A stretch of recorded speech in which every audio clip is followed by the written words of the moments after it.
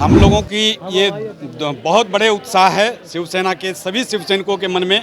ये पहली बार बुध और चाणक्य की धरती पर आदित्य साहब ठाकरे चरण अपना रखने जा रहे हैं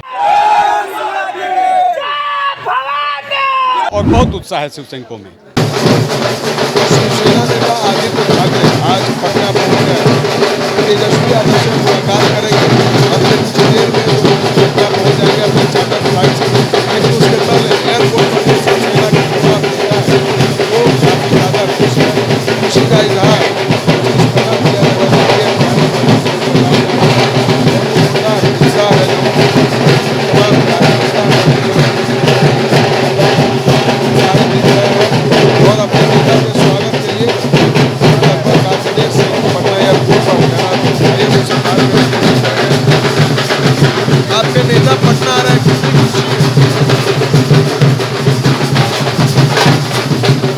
तो देखिए जो तमाम जो नेता हैं वो कहीं ना कहीं काफ़ी ज़्यादा उत्साहित दिख रहे हैं और उत्साह अपने चरम पर है। शिवसेना के जो प्रदेश अध्यक्ष हैं उनसे हम बात करेंगे कि बात करेंगे।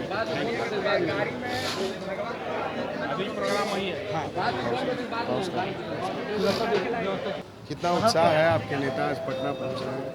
हम लोगों की ये बहुत बड़े उत्साह है शिवसेना के सभी शिव सैनिकों के मन में। ये पहली बार बुध और चाणक्य की धरती पर आदित्य साहब ठाकरे चरण अपना रखने जा रहे हैं।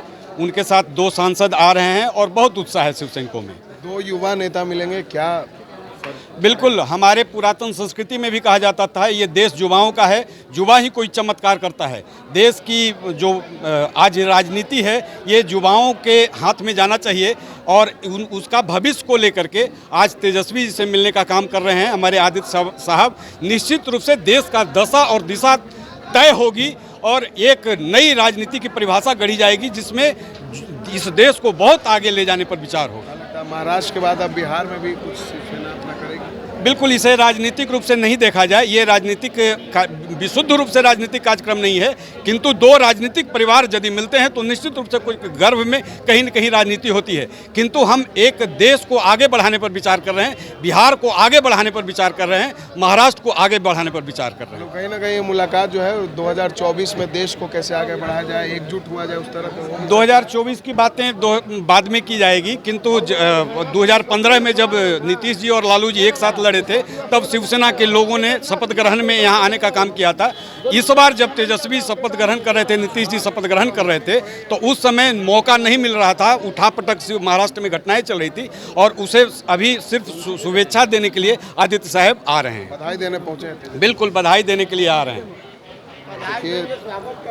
देखिए तेजस्वी यादव बिहार के उप मुख्यमंत्री बने हैं तो कहीं ना कहीं बधाई देने के लिए पहुंचे, लेकिन कहीं ना कहीं राजनीतिक चर्चाएं ज़रूर होंगी और आगे किस तरीके से शिवसेना राजद एक साथ आए।